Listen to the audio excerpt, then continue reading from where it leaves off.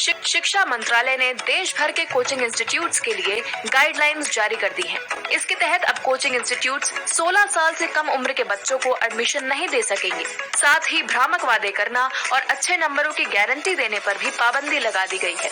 बीते दिनों student suicide के बढ़ते मामले, क्लासरूम में आग की घटनाएं और कोचिंग सेंटर्स में सुविधाओं की कमी को देखते हुए हायर एजुकेशन डिपार्टमेंट ने guidelines for registration and regulation of coaching centre 2024 guidelines जारी कर दी है। इनके तहत कोई भी कोचिंग सेंटर ग्रेजुएट से कम योग्यता वाले ट्यूटर्स को फैकल्टी नियुक्त नहीं करेगा। स्टूडेंट्स का एनरोलमेंट सेकेंडरी स्कूल एग्जाम के बाद ही किया जा सकेगा। मॉरल क्राइम के दोषी ट्यूटर या फैकल्टी नहीं बन सकेंगे।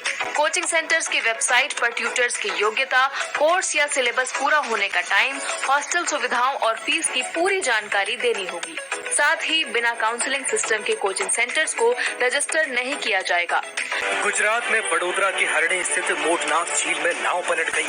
इसमें सवार 23 स्कूली बच्चे और 4 टीचर झील में गिर गए। हादसे में 13 बच्चों और 2 टीचर्स की मौत हो गई।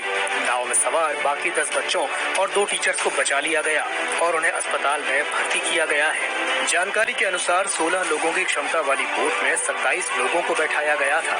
हादसे का शिकार हुए सभी बच्चे वडोदरा के न्यू सनराइज स्कूल के हैं। इनमें से किसी भी बच्चे या टीचर ने लाइफ जैकेट नहीं पहनी थी। इसी वजह से जब नाव पलटी तो सभी पानी में डूबने लगी।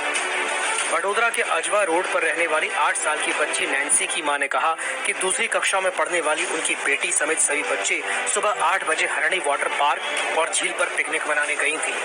वहीं गुजरात के मुख्यमंत्री भूपेंद्र पटेल ने ट्वीट कर हादसे पर दुख जताया और कहा कि वडोदरा की हरणी झील में नाव पलटने से बच्चों की डूबने की घटना अत्यंत हृदय विदारक है। मैं जान गंवाने वाले मासूम बच्चों की आत्मा की शांति के लिए प्रार्थना करता हूँ। हो जाएगी रोग में, संकट में, व्याधि में, पीड़ा में ज्यों-ज्यों पेशी बढ़ाएंगे त्यों क्या नाम है? नाम बताइए। नाम कौन मारा है?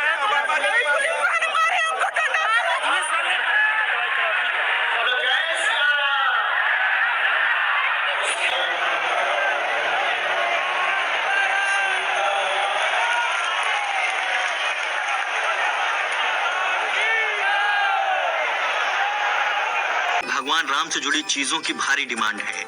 देश भर में राम मंदिर की तस्वीर वाले प्रिंटेड कुर्ते, शर्ट, रामचरितमानस और झंडे की काफी मांग है। इसी कड़ी में प्रभु राम से जुड़ी शर्ट की बाजार में भी डिमांड दिख रही है। मार्केट में अयोध्या मंदिर की डिजाइन वाला एक पेन भी चर्चा में है। माना जा रहा है कि श्री राम मंदिर के प्राण प्रतिष्ठा समारोह से पहले देश में 1 लाख करोड़ रुपए का व्यापार होगा। मेरे पास टिकट नहीं होता तो सर अरे ना सर। हाँ, कोई गलती है मेरा। एक बार मार क्यों रहे हैं सर? मेरा कोई गलती है सर? सर जाने दीजिए, वो भी सर मेरा इसे कराओगे बिना टिकट लेकर यात्रा कराओगे? क्यों टिकट दिया तूने इसको? और किसने दिया उसको? क्यों दिया टिकट तूने उसको? महिला की डिलीवरी के लिए पैसों की डिमांड करते हुए वीडियो सामने आया है, जिसमें नर्स युवक से पैसे लेते दिखाई दे रही है। नर्स ने 1000 रुपए लेते हुए कहा कि इतने पैसों में ये बड़ा काम नहीं होता। ये पूरा मामला सिराथू कौशाम्बी स्वास्थ्य केंद्र का है। यहाँ महिला की डिलीवरी के लिए पैसों की डिमांड का नया मामला सामने आया है। लाते हैं जल्दी करवा दो। नहीं जो था हमारे पास दे दिया। प्रसूता के परिजनों का आरोप है कि नर्स बिना पैसे लिए कोई काम करने को तैयार नहीं थी। जब परिजनों ने नर्स से काफी मिन्नतें की तो उसने 1000 रुपए लेकर गर्भवती का प्रसव कराया। अयोध्या में 22 जनवरी को श्री राम लला की प्राण प्रतिष्ठा होगी। पूरा कार्यक्रम 40 मिनट का रहेगा। इस दौरान पीएम नरेंद्र मोदी गर्भगृह में मौजूद रहेंगे। इसी बीच एक और अच्छी खबर आई है। 22 जनवरी को रामलला की प्राण प्रतिष्ठा वाले दिन केंद्रीय संस्थानों में आधे दिन की छुट्टी रहेगी। इसको लेकर केंद्र सरकार ने गुरुवार को नोटिफिकेशन जारी किया कि सुबह से लेकर दोपहर 2:30 बजे तक सरकारी कार्यालयों और स्कूल कॉलेजों में आधे दिन की छुट्टी रहेगी। ऐसा इसलिए ताकि लोग रामलला के प्राण प्रतिष्ठा कार्यक्रम को लाइव देख सकें। 5 राज्यों में दिन भर का अवकाश रहेगा तो वहीं 7 राज्यों में ड्राई डे रहेगा। अब तक 5 राज्यों ने 22 जनवरी जनवरी को प्राण प्रतिष्ठा के दिन सार्वजनिक अवकाश घोषित किया है। इनमें यूपी, गोवा, मध्य प्रदेश, छत्तीसगढ़ और हरियाणा शामिल हैं। यूपी के सीएम योगी आदित्यनाथ ने राज्य में 22 जनवरी को दिवाली की तरह ही उत्सव मनाने की अपील की है। गोवा में भी सीएम प्रमोद सावंत ने लोगों से उत्साह के साथ इस दिन को मनाने की अपील की। तो वहीं मध्य प्रदेश के सीएम डॉक्टर मोहन यादव ने कहा है कि 22 जनवरी को त्योहार की तरह मनाएं। तो वहीं रामलला के ननिहाल यानी छत्तीसगढ़ में भी भारी उत्साह देखने को मिल रहा है।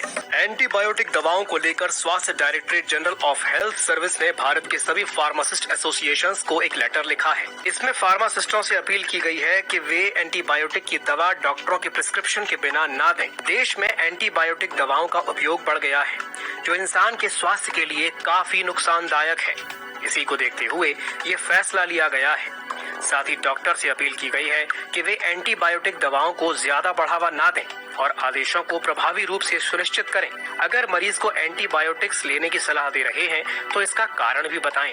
CGHS के अनुसार एंटीमाइक्रोबियल रेजिस्टेंस आज के दौर में वैश्विक चिंता का विषय है। आंकड़ों पर गौर करें तो AMR की वजह से साल 2019 में दुनिया भर में 12,70,000 लोगों की मौत हुई है, जो कि एक बड़ा खतरा है। ऐसे में इस पर लगाम कसने की जरूरत है। इससे पहले भी सरकार कफ सिरप समेत कई दवाओं को लेकर नए आदेश जारी कर चुकी है। जम्मू कश्मीर लिबरेशन फ्रंट के प्रमुख यासीन मलिक ने भारतीय वायुसेना के जवानों पर गोलियां चलाई थी। स्पेशल CBI कोर्ट में सुनवाई के दौरान चश्मदीद ने यासीन को पहचान लिया है। गवाह ने मलिक को मेन शूटर बताया और कहा कि आरोपी ने बंदूक निकाली और जवानों पर गोलियां चलाना शुरू कर दी थी।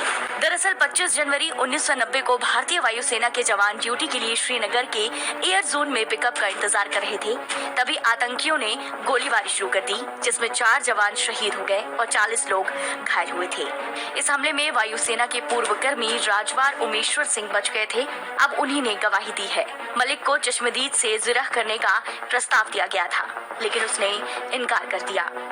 यासीन मलिक दिल्ली की तिहाड़ जेल से वीडियो कॉन्फ्रेंसिंग के जरिए शामिल हुआ था। वो यहाँ 2019 से कैद है।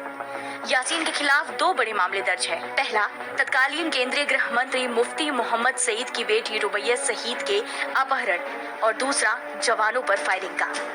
बिल्किस बानो के केस के 11 दोषियों में से 3 दोषियों ने सरेंडर करने के लिए और समय मांगा है। इसके लिए इन दोषियों ने सुप्रीम कोर्ट में याचिका दायर की है। दरअसल सुप्रीम कोर्ट ने दोषियों को सरेंडर करने के लिए 2 हफ्ते का समय दिया था। 22 जनवरी को 2 हफ्ते का समय पूरा हो जाएगा। सुप्रीम कोर्ट ने याचिका को स्वीकार कर लिया है। कोर्ट ने 8 जनवरी को बिल्किस बानो मामले में दोषियों को समय से पहले रिहा करने के गुजरात सरकार के फैसले को रद्द कर दिया था। कोर्ट ने कहा था कि गुजरात सरकार दोषियों को कैसे माफ कर सकती है, जिसके बाद बानो ने कहा था कि आज उनके लिए नया साल शुरू हुआ है। इधर गुजरात पुलिस ने बताया कि 11 दोषी उनके संपर्क में नहीं हैं। उन्हें सुप्रीम कोर्ट के फैसले की कॉपी अब तक नहीं मिली है। सुप्रीम कोर्ट के फैसले के बाद रणधीर कपूर में शांति बनाए रखने के लिए पुलिस बल तैनात किया गया है।